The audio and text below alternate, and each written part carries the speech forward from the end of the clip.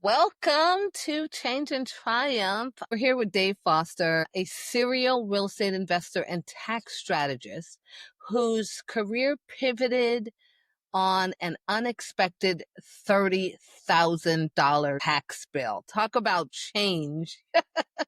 So we're definitely going to talk about that, Dave. Let me start this off with when you first got hit with that tax liability, what was your biggest misconception you uncovered about building wealth? If you ignore taxes, they'll go away. I think that was the building wealth in real estate. A mentor of mine, I think, said it best. Everybody knows the mantra, you make money in real estate when you buy it. Exactly. Because we're all out there looking for the best deals. He said, Dave, the measure of your wealth is not how much you made, it's how much you keep. And that's when the back door of taxes clicked in my head. And I began the rest of my career still trying to buy real estate. Right. But more importantly, focusing on how we use that wealth and how we keep that wealth so it keeps working for us. So how did that revelation set the course for your next 25 years? Well, that's a great story. We were actually trying to be very intentional because it sounds like a Pimsleur advertisement. I was a Kansas farm boy and she was a Minneapolis supermodel. And we met in Denver, Colorado. Now, so far, the one thing that you see in all of that, or that you don't see in all of that, is ocean.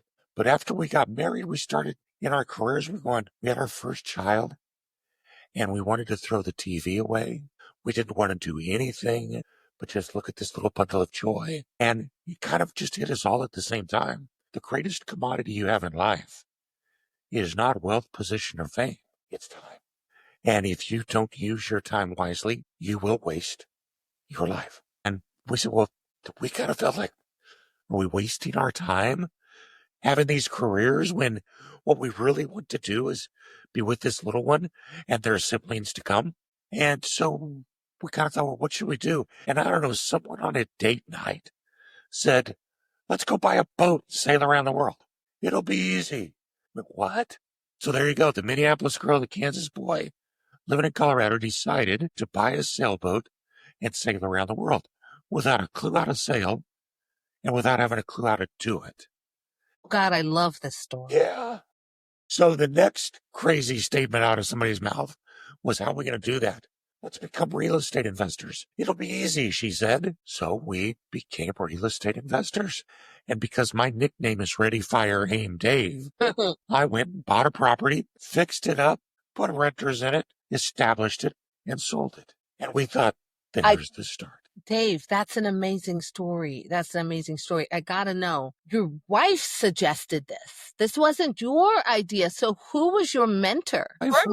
She would claim plausible deniability on all this, but I'm pretty sure it was coming from her. You know, I've had several mentors in my life. One of the greatest ones, as far as real estate goes, we never met. His name was Carlton Sheets. Do you know that name? Of course I know. Isn't that crazy? Of course. Carlton was the original guru of all gurus. Yes. The no money down guy. We are both, and I've always been a learner by doing and by researching. So I happened to find him one night, and that's it. I just started studying what he did. And so, wait a minute, I can do this. We could do this. This could work. You know, the one thing Carlton didn't talk about, though? What's that? Taxes. No, they don't. None of the gurus talk about taxes typically. And that's the biggest problem. We sold this property and we said, man, that's it. We are on our way. We're going to be out of here and have our boat in no time at all. And then my accountant said, wait a minute, Dave, 30,000 of that goes to the government. Right. And that put everything so it was capital gains tax, right? Not income tax. That was capital gains tax at that time. Yeah. So it's even worse if it's ordinary income. Then you've got this nasty little imaginary game that the IRS plays with you called depreciation. They give you a tax break while you own the property, but then they make you pay it back after you sell the property. If you sell it before 27 years, right? If you sell it at any time. Oh, you could own the property for 40 years and you will pay back your depreciation. Never knew that. It's the ugliest secret, and you have to pay a higher percentage. Depreciation recapture is 5% of the depreciation that went in. So you've now helped thousands of investors defer capital gains through 1031 exchanges. Yeah, we discovered the 1031 exchange. This was all about mid-90s, 1996, 97-ish, when a big lawsuit had been settled between a guy named Starker and the IRS. And guess what? The IRS lost. That never happens. But the IRS lost in this case. Okay. And so they had to make 1031 exchanges available to regular investors like you and I. Wonderful. So that's when we started. So both of us are real estate professionals. For listeners new to real estate, what core principle makes a 1031 exchange such a game-changing tool for deferred taxes and accelerated growth? Right. Well, let's take that $30,000 30 years ago. There's a funny little math rule called the rule of 72, that if you divide your interest rate by 72, that tells you how long it would take for that money to double. So if I had $30,000 that I invested at 10% in 7.2 years, it would double. Right. Now let's spread that out over 30 years. How many times would $30,000 double?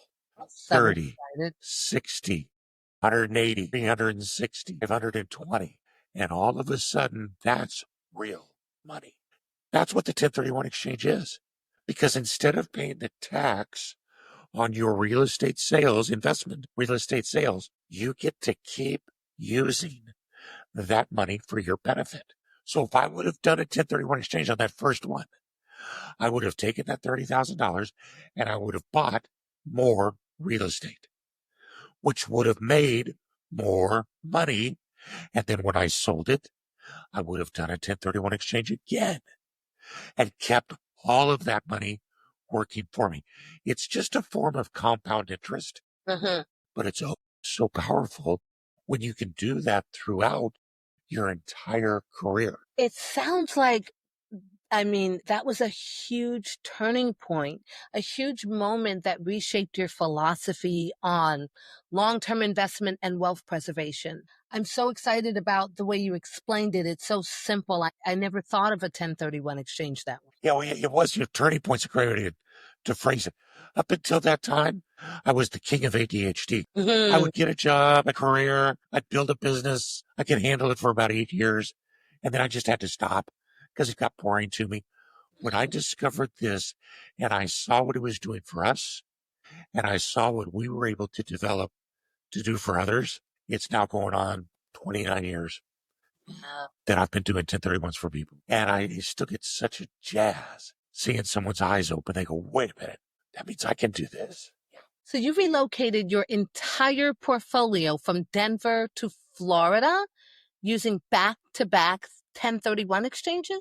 Well, remember, we wanted to go sailing. Right. But there's no water in Denver. No. So, well, no, there's the Colorado River. There is, yeah, that's hard to sail on.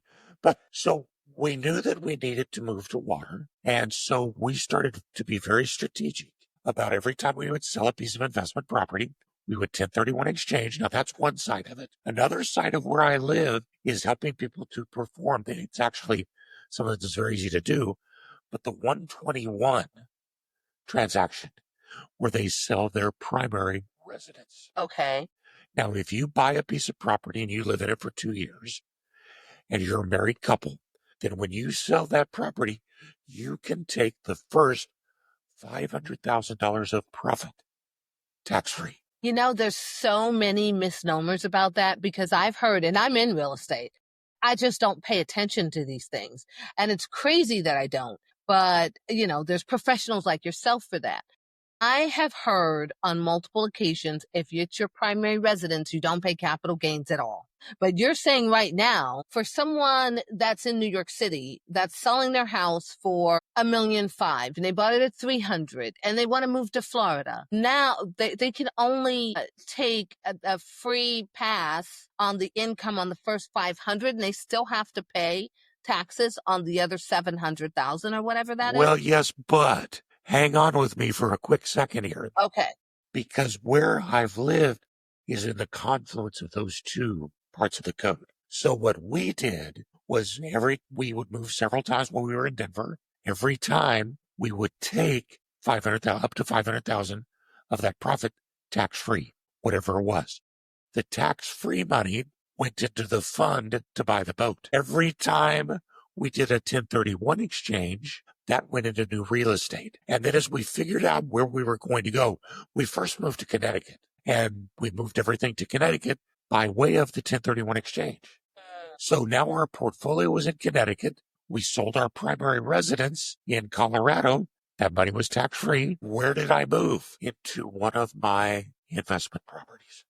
Because that's not a taxable event. But that converted that into my next primary residence. Right. And then we could keep going. Now, we discovered in Connecticut very quickly that summer is 1 month long and everything else is gray and ugly. And Long Island Sound never gets warm. Yeah. So Florida was the place. We figured it out pretty quick. Well, So you we did came from Denver, so that 1 month, I don't know, is Denver weather better than Connecticut? Oh my gosh, 300 days of sunshine. Really? It's gorgeous. I didn't know Absolutely gorgeous.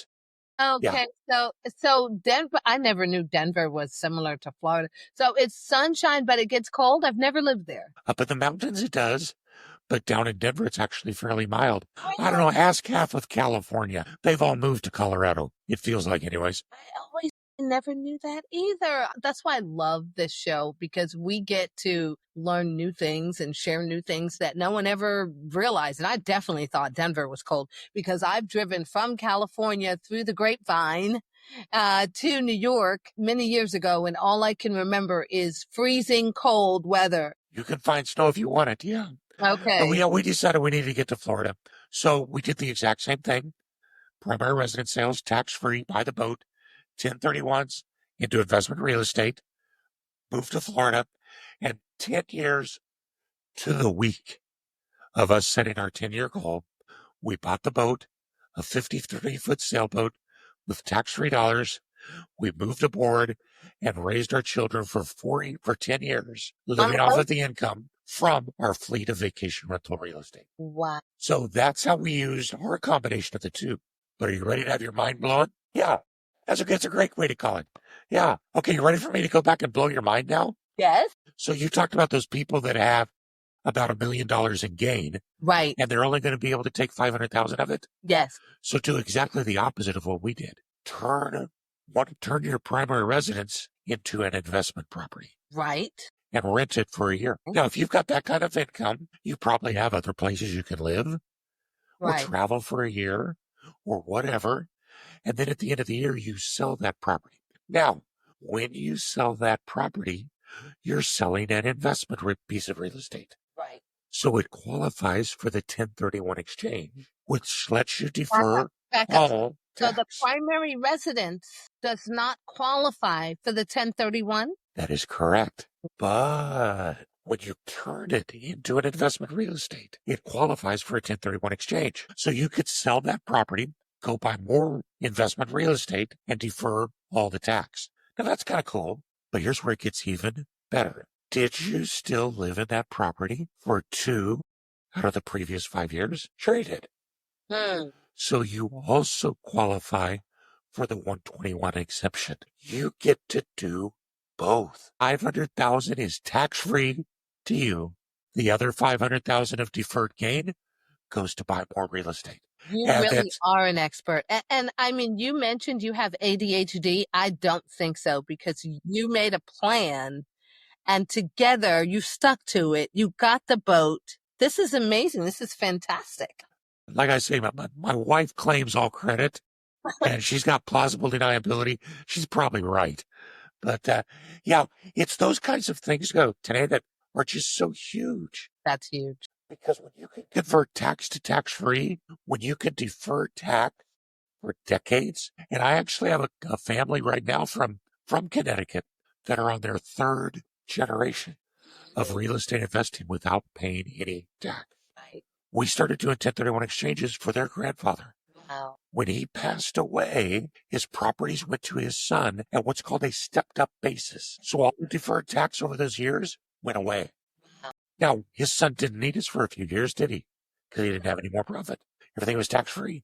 But a few years into it, his son started doing 1031 exchanges again. And then when he passed away a couple years ago, his children got the properties at a stepped-up basis. tax free. At this point, they're not dealing with inheritance tax. No, that's what the step up in basis does for you. You inherit it, and as long as you're inheriting the real estate, the tax disappears. That's amazing. So this is true generational wealth, and all I hear you talking about is passive income. Now there's something. Okay, so this is wonderful because from your first property, you're basically having free and clear properties all the way through. So it seems like you don't have as much stress from tenants not paying or cycles in the market. Well, there's two things you have to do to fully defer all tax. And the first one is you have to purchase at least as much as you sold. So let's say you sold for $1 million. You got to buy $1 million in real estate. Now, if you've got a $600,000 mortgage on that, you also have to use all of your proceeds to do that. So in that example, you'd have to buy $1 million of real estate using $600,000 of cash. Okay. So many times people don't have enough money to bring in outside money of their own. So they end up taking out new loans. Right. That happens very, very frequently. So you don't lose all of your mortgage risk immediately. But here's the strategy that we'll use with our clients many times. We would say take $500,000 of your $600,000 and go buy a $500,000 property free and clear with your 1031 exchange. Now we've done exactly what you talked about. Right. No more risk on that property. Just keep the lights on and the real estate taxes paid. Right. Take the other $100,000 and go buy a property for $500,000 using that 100 as a down payment. Got it.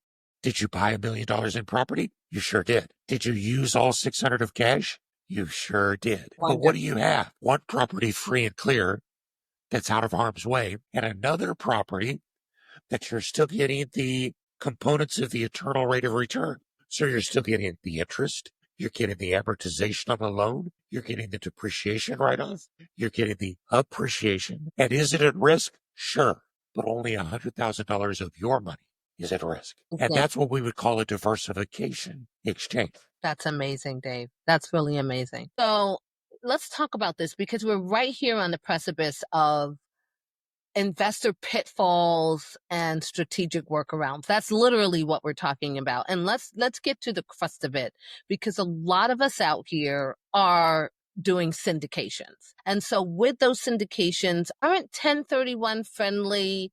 They usually aren't very 1031 friendly due to LP interest structures. Yeah, you're right.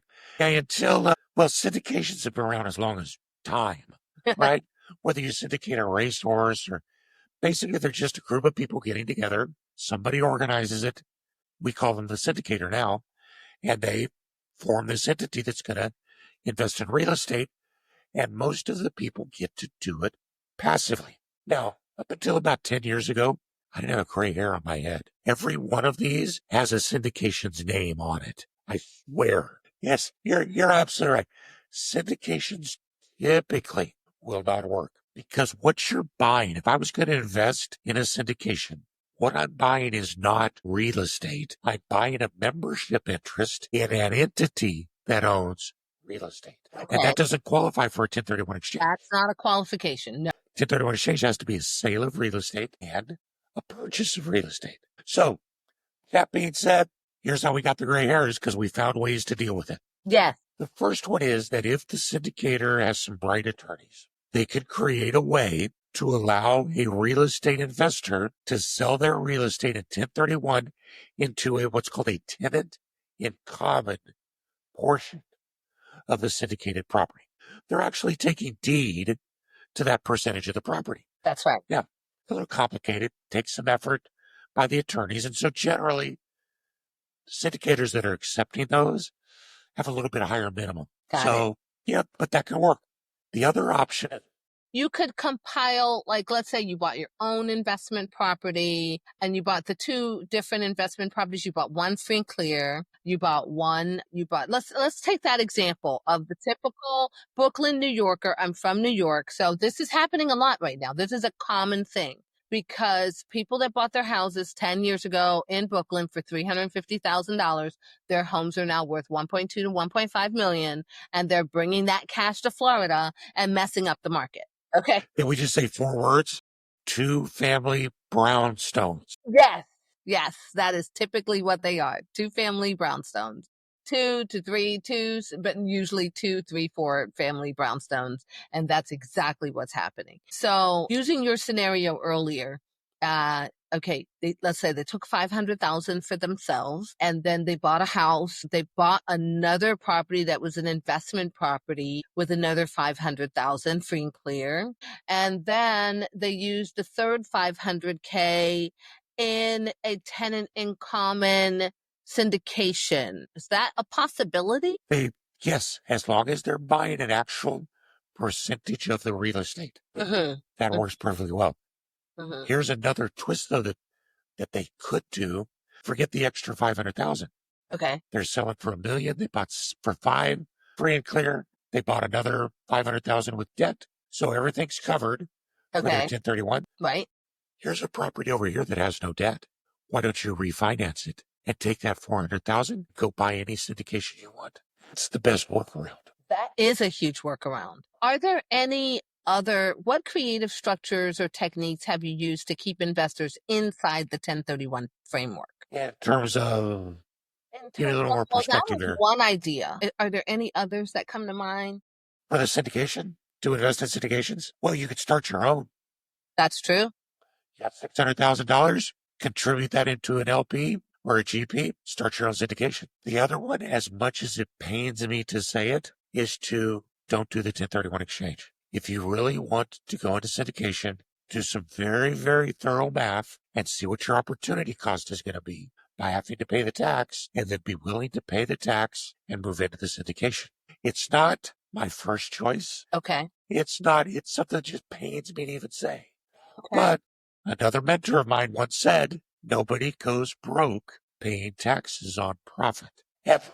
It just feels like it. Wow, that's amazing. Okay, so you've witnessed 3 decades of administrations debating 1031 reforms. As the political changes, we just had the big, beautiful bill change. We've got that 100% depreciation back. So as the political winds shift, what's your forecast for the future of 1031 exchanges, and how should investors proactively adapt their strategies? Interestingly enough, every president that I have been under for those 30-some years has talked about changing, modifying, or doing away with 1031 exchanges. Whether they were a blue president or a red president, they've all talked about it. And if I could give you one guess, which president is the only president who's actually changed it?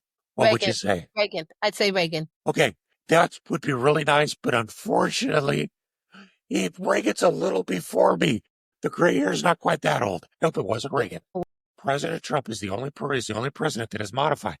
Now, President Biden tried to do it. President Obama tried to do it. The Bushes looked at doing it, but the only one who actually did it was Trump. And that is actually key because of what he did in terms of what's going to happen now going forward with the big, beautiful bill that we're all enjoying while I live on the Gulf of Dave Foster, because I've renamed it. Thank you. I expect Google to pick that up any day now. Gulf of Dave Foster. Gulf of Dave Foster, yes. The Gulf is going to continue to be rechanged. So what President Trump did in his first administration, 2017, in the Tax Cuts and Job Acts bill, was that he eliminated the option to do 1031 exchanges on personal property. We used to be able to do 1031 exchanges on jet planes, heavy equipment, restaurant equipment, hotel equipment, those kinds of things. Gas pumps, that kind of stuff. Oh. He eliminated that. Yes. Oh. So it was only for real estate.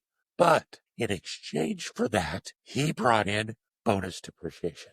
And so now you can't do a 1031 exchange on a gas well, but you can depreciate it much more quickly. Now, heaven forbid that I should throw motives at someone, but President Trump does not buy and sell a lot of real estate. He tends to develop and buy and hold. Yes. So what's better for him, a 1031 exchange when he sells or depreciation as he's owning it? Yeah, depreciation, because absolutely. Yeah, then you get to yeah, accelerate all of that income, accelerate the depreciation to day one. Why don't you, if you don't mind, would you explain bonus depreciation to us? This is like defining pornography in the 60s. As Ted Lasso would say, it's hard to do, but you know it when you see it. All sorts of different classes of property. Real We'll estate. just stick to 1031. Don't worry. I This got all just went downhill real quick, didn't it? okay. Every class of property has a potentially different depreciable cycle. Some you could depreciate fully in 1 year, some 5 years. Residential real estate, typically, you get to depreciate over 27 and a half years.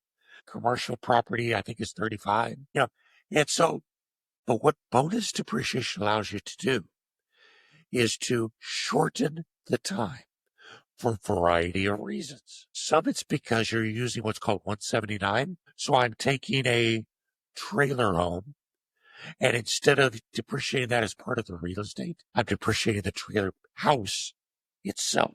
Okay. So I get to take all that in 1 year. Got it. Then you do what's called a cost segregation study, which is even more hoodoo voodoo, because you're taking a piece of real estate and you're saying this isn't a piece of real estate. This is some land.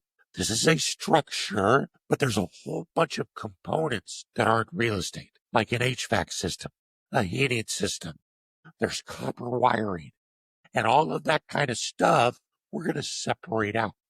So you get to depreciate it much more quickly. So, that's the 10-second primer on it. What's that? It's because land is not depreciable, correct? Land is not depreciable, right. Now, the upside, you're able, using these new depreciation models, to greatly increase your depreciation benefit. But remember that we talked about at the very beginning that when you sell that real estate, you have to pay all that back.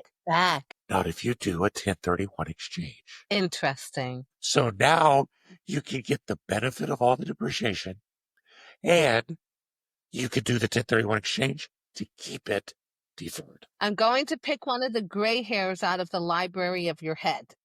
And I have a question for you. Is it possible that in one of those scenarios of those syndications that you mentioned that gave you all your gray hairs, did you mentioned this already. Let's say you were tenants in common and then you did a 1031 exchange. You did that since 2017, you had the depreciation. Did it work? A lot of times many people talk about theory, but they don't have the gray hairs that you do to talk about facts. This has happened. Well, actually, what happens is in that scenario, it could be a very, very negative thing, because when they 1031 exchange into their tenants in common position. Well, no, I'm saying out of it. I'm saying, okay, typical multifamily deal that we do.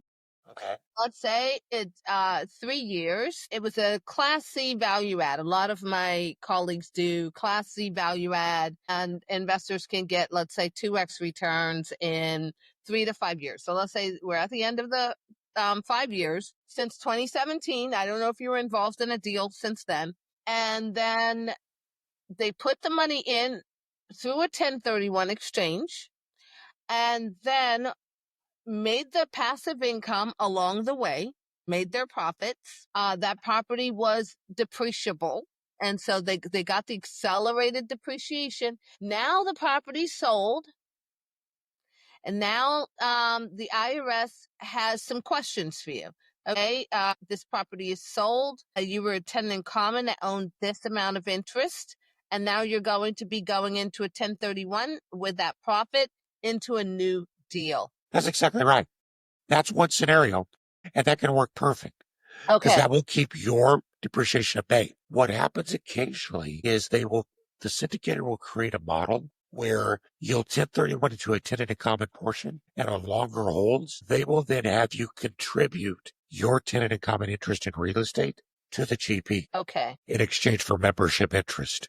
Right. And this is somewhat the same principle as a 721 UPREIT, where you're 1031 exchanging into eventually a share of a REIT. Okay. You can get their tax deferred, but then when that GP sells, all of that depreciation that you deferred, all of that gain that you deferred, plus the gain and depreciation on the new property comes due for you. So that's why if you're going to start as a tenant in common, you kind of want to finish as a tenant in common. Got it. Or there is another option. It's called the lazy 1031. Okay. Which really appeals to me, sort of, because of the L word. If, because of the speed with which you can cost seg and take your bonus depreciation, if you sell the property and as a syndication and then purchase new property in that same tax year so that you could do the cost segregation for that year, Right. many times you can offset a lot of the gain that you're going to have to pay with the cost seg on your new property. Wow. And then when you sell that, you keep recycling. It does mean that you got to be on your toes with replacement properties. And it also means that you're never going to get more depreciable basis. And what 1031 investors love to do is sell a property with a basis, say, of $100,000 and go buy a $200,000 property. So they get an additional $200,000 in basis.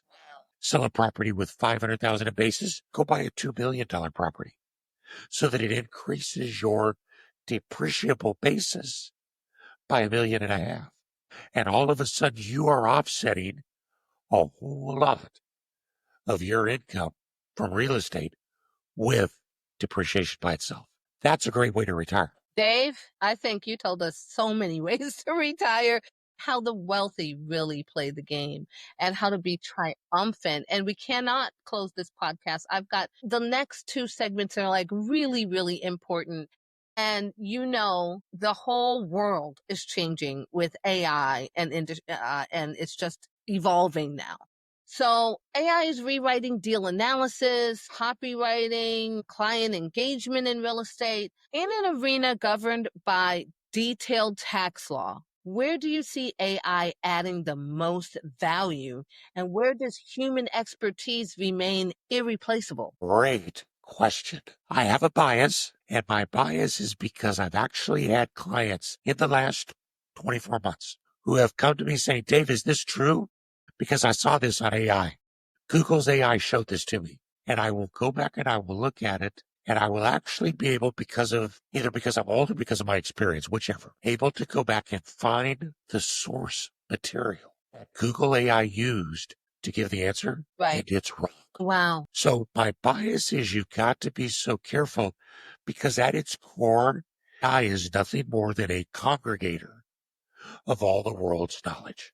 Right. Knowledge, well, I'm not even going to say knowledge, of all of the You're right. information. The information is not knowledge. I mean, it's not wisdom either. Information is just what everyone said.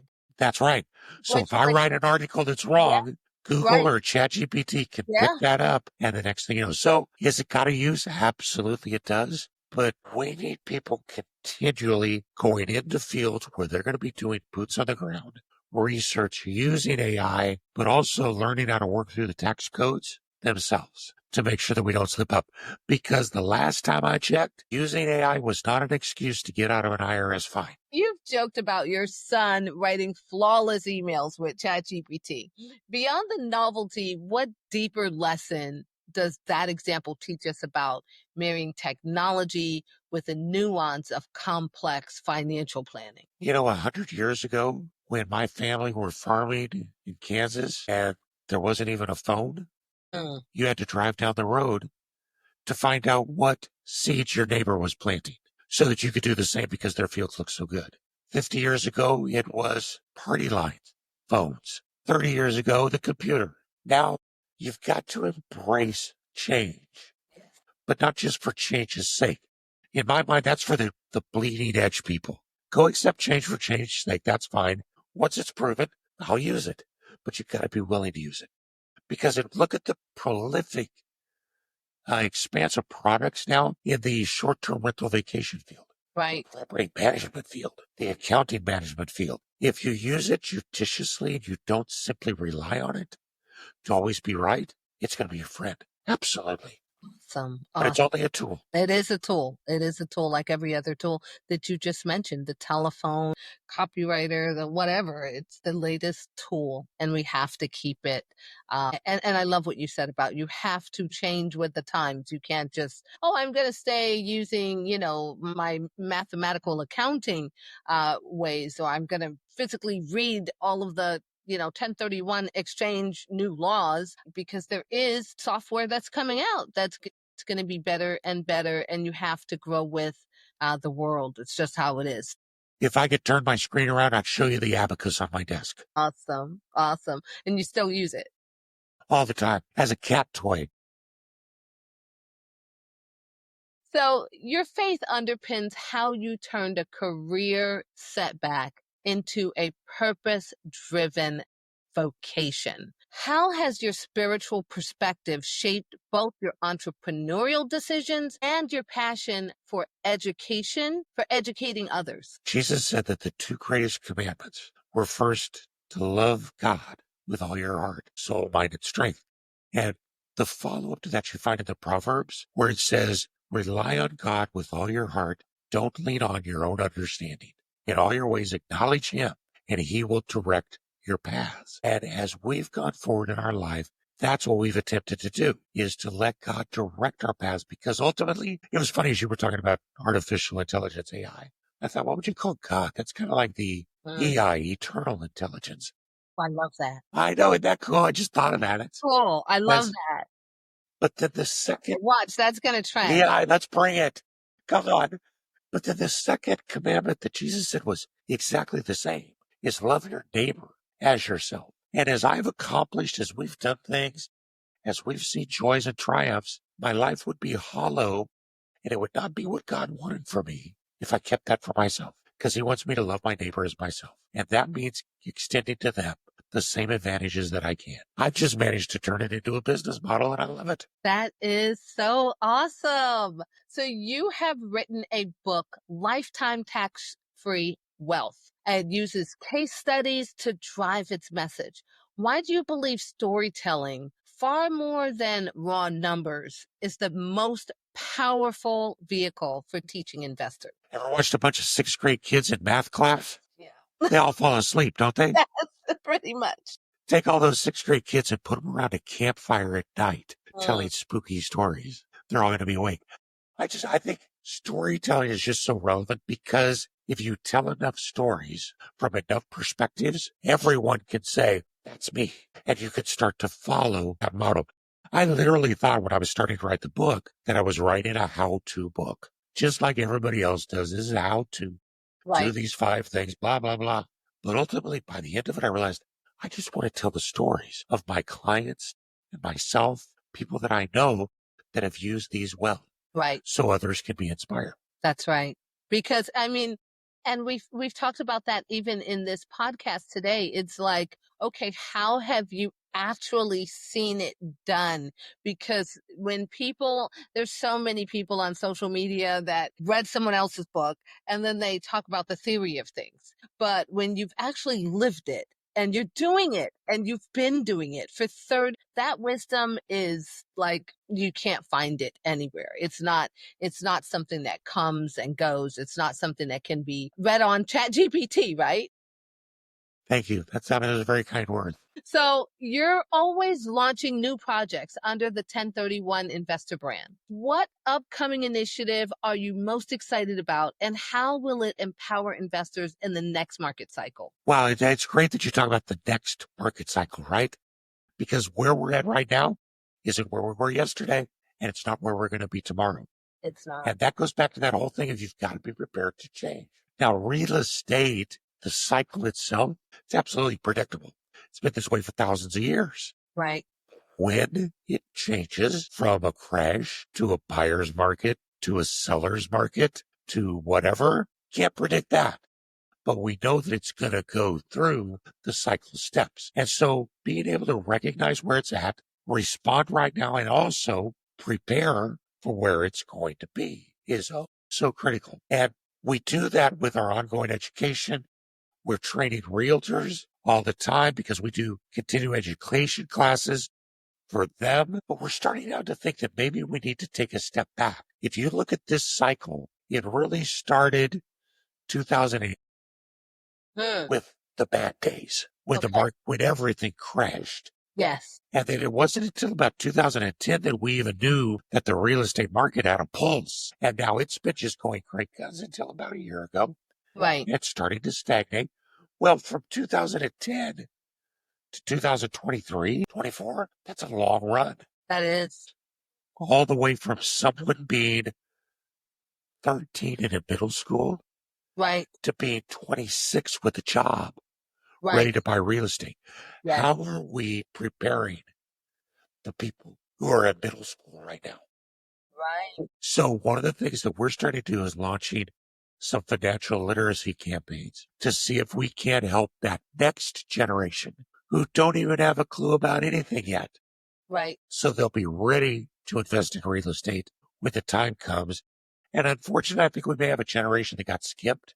And my hope is that a bunch of those 18-year-olds that had to go through COVID in a rough time. It was very rough for those Yeah. kids coming up. I think and my daughter's one of them. She's 20 now, but I'll tell you, all the kids that were in high school and middle school, just any school, all the kids during from this last 5 years, it's been tough for them. Very tough. But I think we can help them rebuild that. And I think it's going to start with financial literacy. Right. That's a very good. I love it. I love it. So your career is a masterclass in sustainable wealth building. If listeners walk away remembering just one lesson from your journey, what timeless principle do you want it to be? Well, the thing that I keep telling myself, the one thing I always wish I remembered more is that real estate done best, in my mind, is real estate done slowly. There is a place for quick buys and sells. And come on, I'm a bit of an adrenaline junkie. I love to find a deal and fix it up and sell it just like anybody else. But when you look at the course of a lifetime, real estate at its core done best is a long process when you want it to build over your career. It's more of a slow cooker and less of a microwave. So patience is key, but you'll be rewarded. Awesome. I love that. Thank you, Dave. So, is there anything that you think I left out? I think that was a great podcast. I love it. Come visit us at the 1031investor.com. You can actually talk to any of us. We'd love to hear your story and see how we can help you out. And there's going to be all of Dave's book, his links, and all of that will be in the show notes. So, so excited that you can join us. And I think we talked about a lot of change and triumph. Thanks, Dave. All So right. good to be here. All right. You have a great day.